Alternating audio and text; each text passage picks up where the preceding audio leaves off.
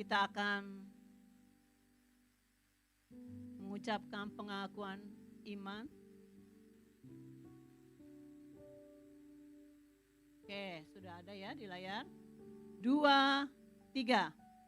Pengakuan imanku, saya adalah seperti yang Tuhan katakan tentang saya. Saya memiliki apa yang Tuhan katakan saya miliki. Saya dapat melakukan apa yang Tuhan katakan saya dapat melakukan. Sebab kasih karunia Allah berlimpah atas kehidupan saya, yang membuat saya mengalami kemajuan bagi kemuliaan Tuhan. Bilang kiri kanannya, lakukan. Oke, silakan duduk. Ini awal perdana saya ya, di ibadah umum. Bisa bersyukur. Semua dalam seizinnya Tuhan. Ya.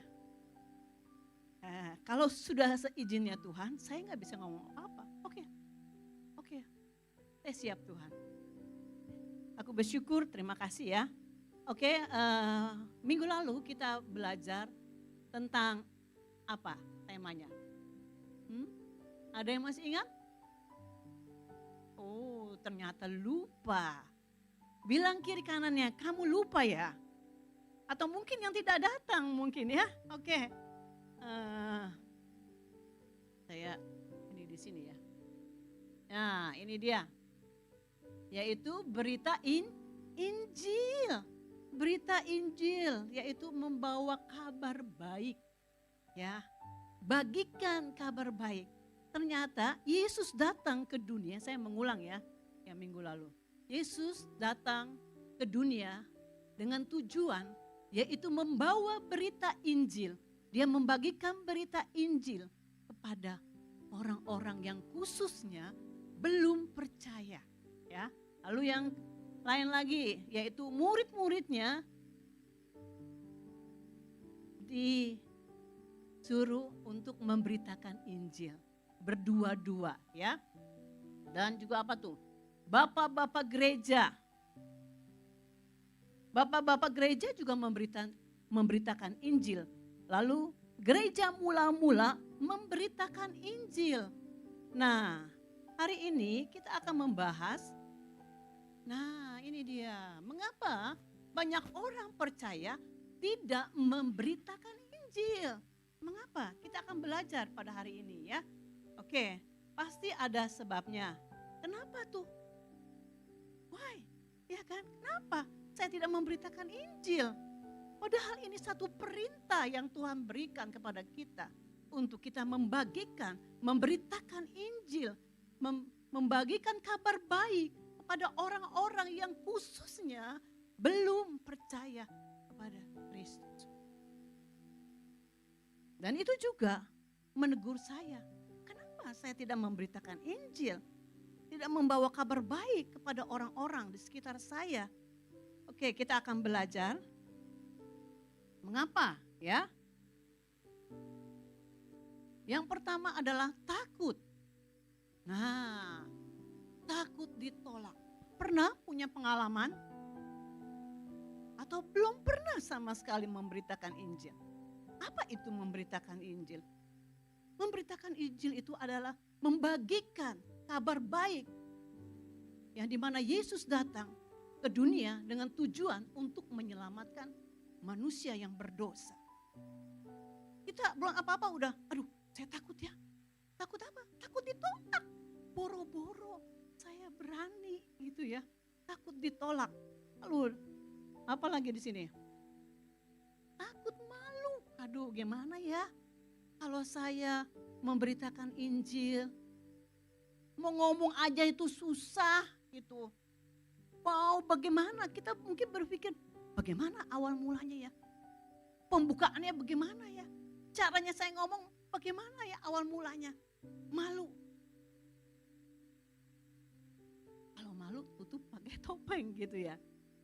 Ya malu, belum apa-apa kita sudah merasa seperti itu. Lalu takut dimarahi. Ini pengalaman saya. Waktu saya ada di sekolah teologi ya, setiap minggu itu kami tingkat 2 harus pergi setiap minggu itu ke kota Solo. ya, ke kota Solo, ke rumah sakit. Jadi saya sudah dibagi tim, khususnya perempuan-perempuan, laki-laki. Jadi minggu ini yang keluar adalah wanita, minggu depan adalah laki-laki, ya. Lalu saya dapat tugas, tim saya ada berapa orang, saya diutusnya berdua-dua. Ada beberapa rumah sakit di Solo pada waktu itu, kami diutus, misalnya di rumah sakit itu 6 orang. Nah, saya berdua-dua dengan teman saya.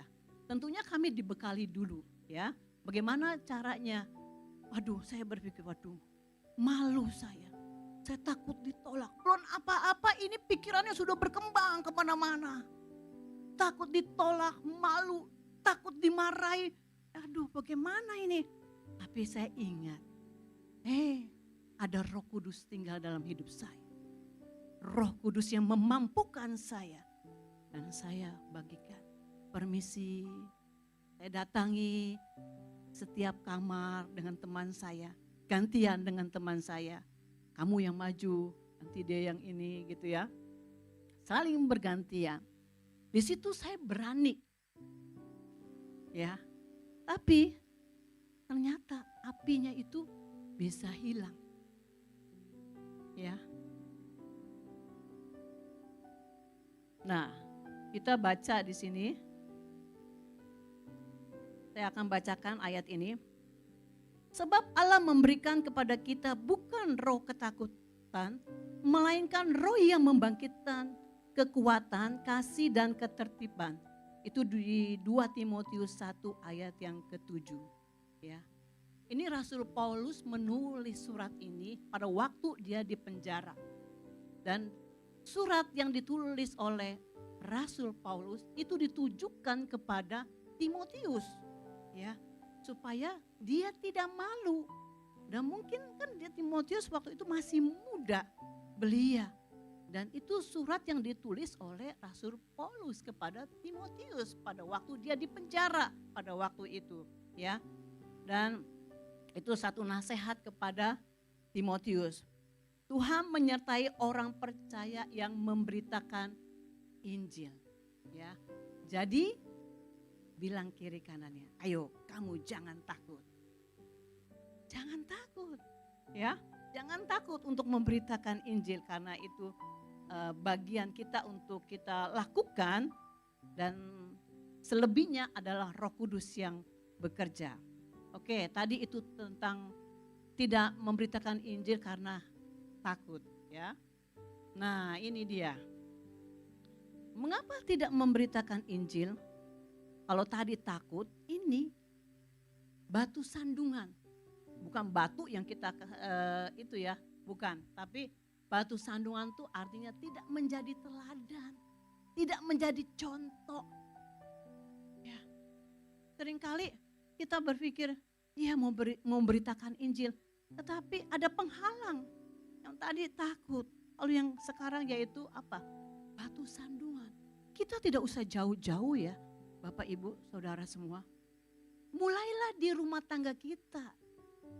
Bagaimana dengan yang punya ART, asisten rumah tangga? Kita boleh jadi contoh gak? Jadi teladan gak buat mereka?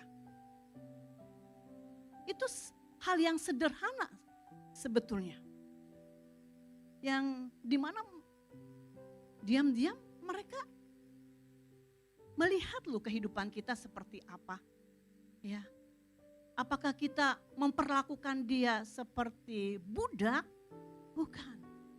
Tapi kita harus punya apa ya? Punya kasih Tuhan. Mereka juga manusia. Ya, mungkin di tengah-tengah lingkungan pekerjaan kita. Di lingkungan di mana kita bekerja, di lingkungan di mana kita kuliah, di mana kita sekolah. Apakah kita menjadi berkat bagi banyak orang? Jangan sampai orang di dalam hatinya begini, lu orang Kristen, tapi lu korupsi.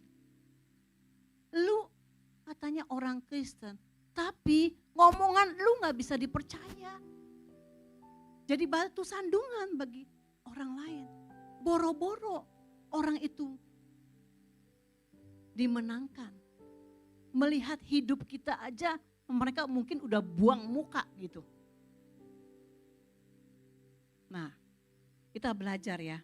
Kita mau biar penghalang-penghalang untuk kita memberitakan Injil ini, kita harus menyadari.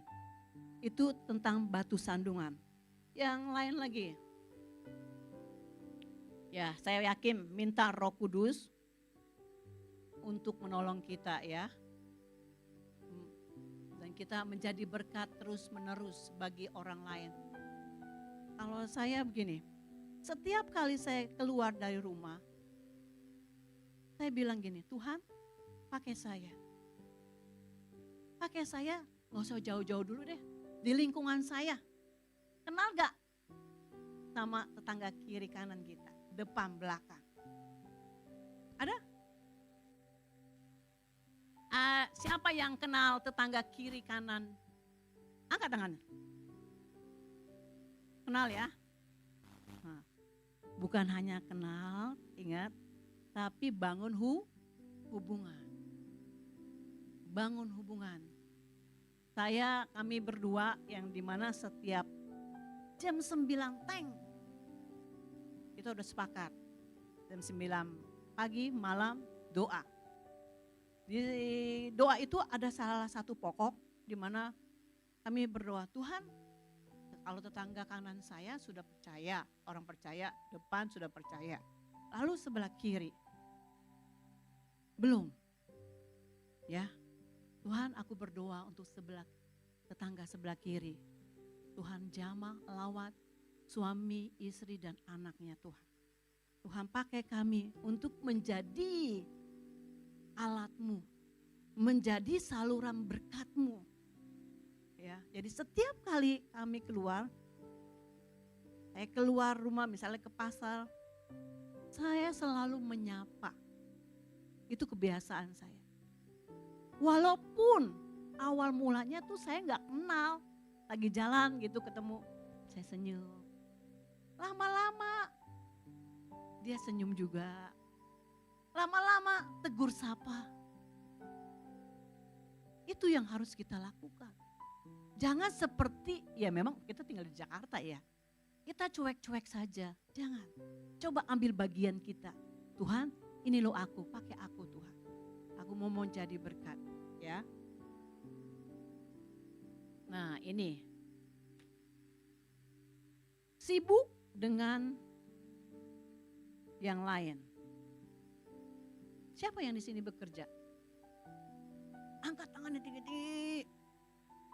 Ya, bekerja, usaha, sekolah, kuliah, ya. Kita sibuk dengan urusan kita masing-masing. Sibuk mungkin dengan keluarga kita. Sehingga itu tidak ada peduli lagi di hati kita. Tidak ada lagi getaran di hati kita untuk membawa kabar baik pada orang lain.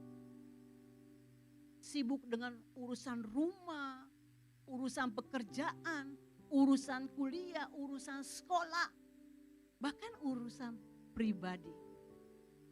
Sampai kita lupa bahwa kita diberi Tuhan amanat agung. Yaitu apa? Pergi, beritakan Injil, bagikan. Sampai lupa loh. Kita mungkin juga sibuk karena pelayanan, bisa gak? Bisa. Sampai lupa. Oh, itu pelayanan, saya juga memang melayani Tuhan. Jadi jangan salah. Kita punya tugas, yaitu membawa kabar baik. Nah, kita baca ayatnya ya. Saya akan bacakan. Lalu ia berkata kepada mereka, pergilah ke seluruh dunia, beritakanlah Injil kepada segala makhluk. Ya, artinya segala makhluk ini kepada orang-orang di luar sana ya, yang mungkin beda suku, bahasa, bahkan bangsa dan lain sebagainya. Ya, beritakan Injil. Ya, bagikan. Jadi jangan kita takut, jangan kita menyibukkan diri kita. Sampai-sampai itu benar-benar lupa pada waktu waktu kita diingatkan di gereja hari Minggu, beritakan Injil. Baru kita ngegong, oh iya ya, kenapa selama ini saya lupa? Ada penghalang enggak? Ada. Ada penghalang untuk kita bagikan, beritakan Injil. Memang ada karunia yang Tuhan berikan kepada kita. Ya, untuk bagikan. Tapi bukan berarti itu bisa membatasi kita. Tidak. Tuhan bisa pakai setiap kita untuk bagikan berkat kepada orang lain. Ya, oke. Memberitakan Injil adalah perintah Yesus. Nah, ini dia. Tidak tahu caranya. Tidak pernah diinjili. Siapa yang hari ini ada datang ke rumah Tuhan di tempat ini, datang diajak sama teman, keluarga, tangga dan lain sebagainya. Siapa? Angkat tangannya. Ayo coba tanya kiri kanan, kamu diajak siapa ke gereja?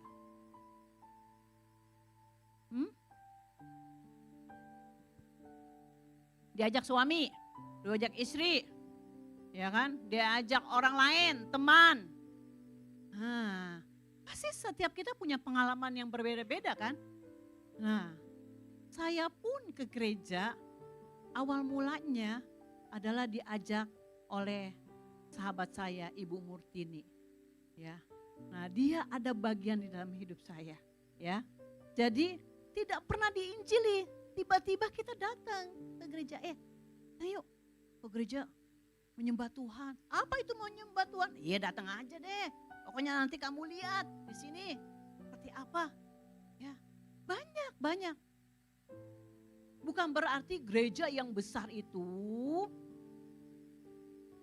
hasil dari penginjilan. Bukan. Ternyata adalah perpindahan ke gereja. Ya, jadi tidak tahu caranya. Nah, kita mau belajar mungkin, kita harus tahu cara untuk menginjil. Nanti nextnya terus ini akan dibagikan ya. Tidak pernah diinjili, bagaimana? Nah, awal mulanya tentu diinjili, diberitakan siapa itu Yesus, ya. Tapi banyak kali kita datang ke gereja itu diajak oleh teman, tetangga, ya, keluarga, sahabat dan lain sebagainya. Tapi tidak diinjili.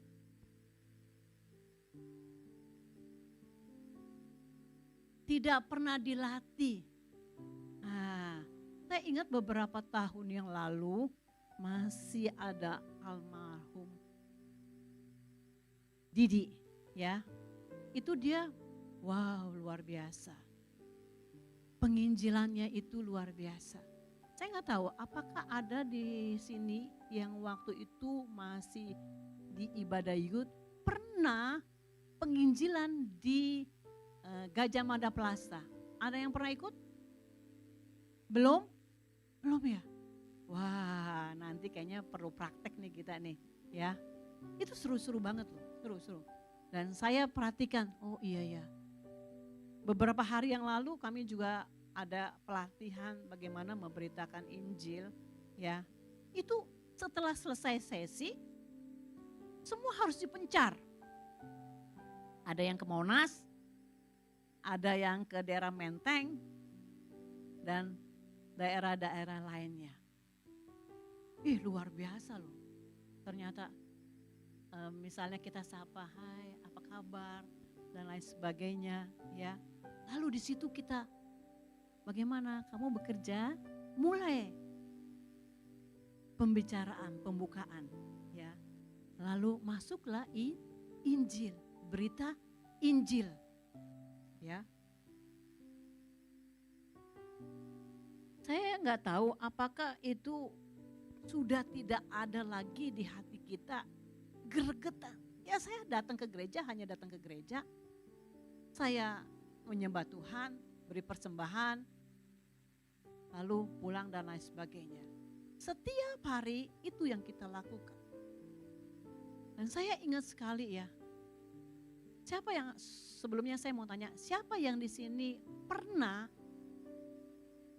menginjil, menjangkau jiwa? Ada? Angkat tangannya dong. Ternyata banyak sekali, cuma 2 orang ya. Saya bersyukur ya. Pada waktu saya punya ART, waktu itu anak saya masih kecil. Dia punya masalah. Nah, saya bilang ini dia. Masalah itu awal pembukaan saya membagikan Injil. Lalu dia nangis-nangis. Aduh, tolong saya ada masalah di kampung gini-gini. Oke. Saya tidak bisa tolong, hanya Tuhan yang tolong kamu. Nah, di situ saya bagikan berita Injil. Siapa Yesus itu? Yesus adalah Tuhan. Dia juru selamat dan lain sebagainya. Sampai akhirnya, mau gak kamu terima Yesus sebagai Tuhan dan juru selamat dalam hidupmu? Dia mengangguk. Saya mau. Saya doakan. Lalu dia terima Yesus. Hati saya berkobar-kobar. Ingat firman Tuhan. 1 jiwa kita menangkan. Malaikat Allah bersorak-sorak. Hati saya pada waktu itu bahagia sekali. Karena saya sudah memenangkan jiwa bagi Tuhan. Tuhan, pada waktu saya mempersiapkan ini, Tuhan kembali ingatkan saya. Dan saya juga pernah juga, karena itu penginjalan yang efektif sekali kalau kita ada di dalam rumah. Khususnya kepada ART ya. Sampai kadang tuh pokoknya mereka kalau ada masalah, saya ajak dia berdoa. Nah baru-baru ini juga beberapa bulan lalu, ini ART saya yang tidak tinggal dalam. Saya lihat dia, Mbak, kamu kenapa? Lagi lesu? Enggak, iya deh, kok kamu kayaknya gak semangat? Iya, baru dia buka cerita. Ternyata dia ada selek dengan suaminya. Saya marah sama suami saya. Kenapa? Saya bilang. Nah itu kan saya latihan. Kenapa kamu marah? Iya, saya gak mau masak. Saya gak mau kasih dia makan. Loh gak boleh begitu saya bilang. Kenapa kamu sampai begitu hatinya, gak boleh. Biarin aja. Saya sudah capek kerja pulang. Dia enak-enak, waduh bla bla bla bla bla bla bla. Di situ bagian saya. Kamu gak boleh seperti itu. Hati kamu gak boleh seperti itu. Kalau suamimu tidak ada bagaimana?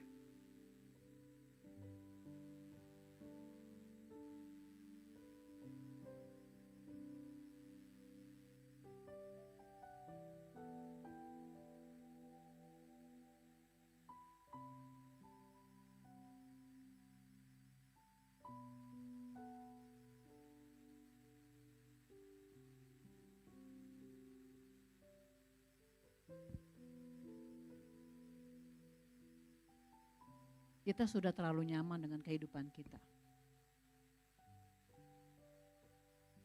Jangan menganggap diri kita mampu, kita hebat. Jangan. Tuhan bisa ambil. Kapan dia mau ambil bisa gak? Bisa. Tidak boleh sombong.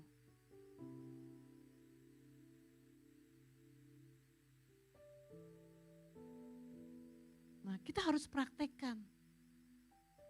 Praktekkan ini. Bagikan Injil. Dimuridkan untuk memberitakan Injil.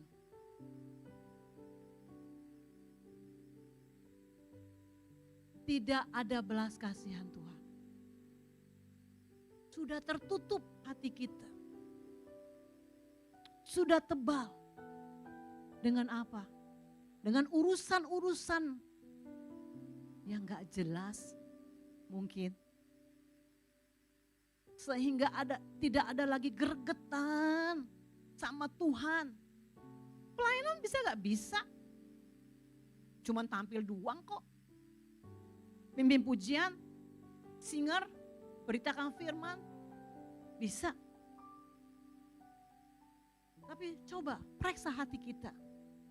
Masihkah kita punya belas kasihan terhadap jiwa-jiwa?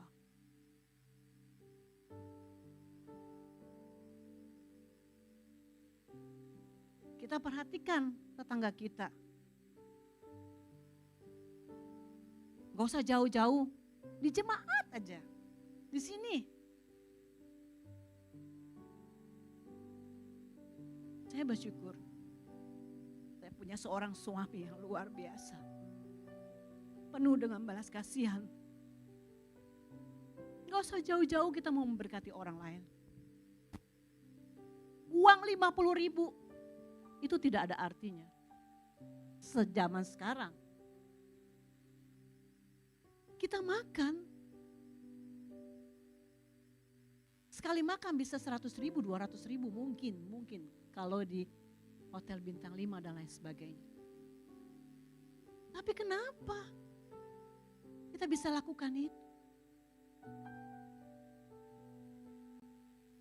Hati kita tidak terhanyut lagi.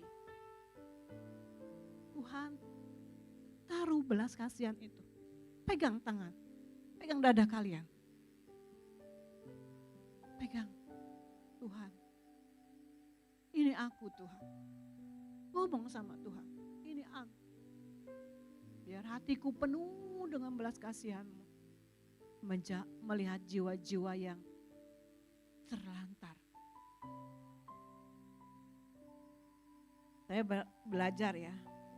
Jadi di samping kita bisa hidup enak, di samping kita juga harus memperhatikan. Kita akan baca ya. 2, 3, Matius 9 ayat yang ke-36, 2, 3. Melihat orang banyak itu, tergeraklah hati Yesus oleh belas kasihan kepada mereka. Karena mereka lelah dan terlantar, seperti domba yang tidak bergembala.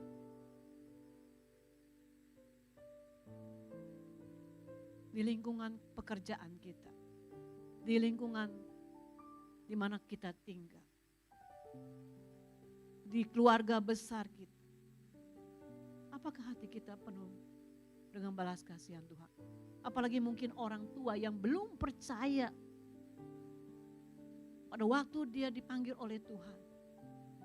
Kemana dia akan pergi? Apakah kita tinggal diam enak-enak? Oh tidak. Kalau saya belum dapat untuk orang tua saya percaya Yesus, saya tidak tenang. Itu saya. Setiap hari masih ada 2 adik saya yang belum percaya. Tapi satu ini sudah mulai. Kalau kami ada pertemuan, dia suka tanya-tanya dan lain sebagainya. Itu tugas siapa? Tugas saya, tugas saudara. Biar belas kasihan Tuhan itu ada dalam hidup.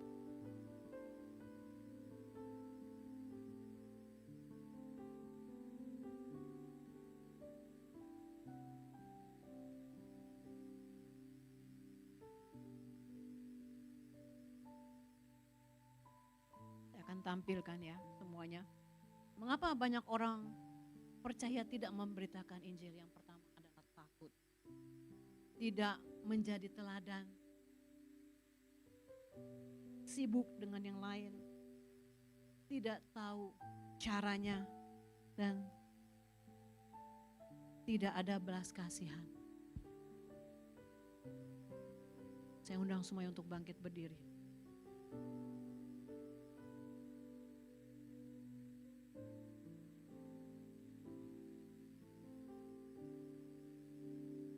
Saya yakin di dalam kehidupan kita ada Roh Kudus.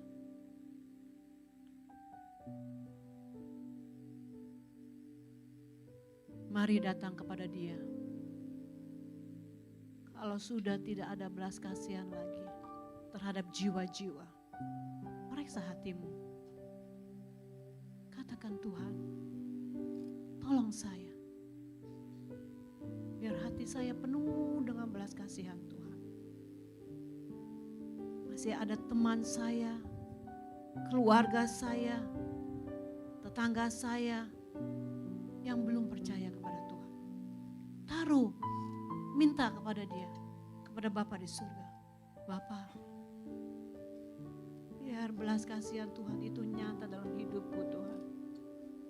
Katakan itu kepada Dia.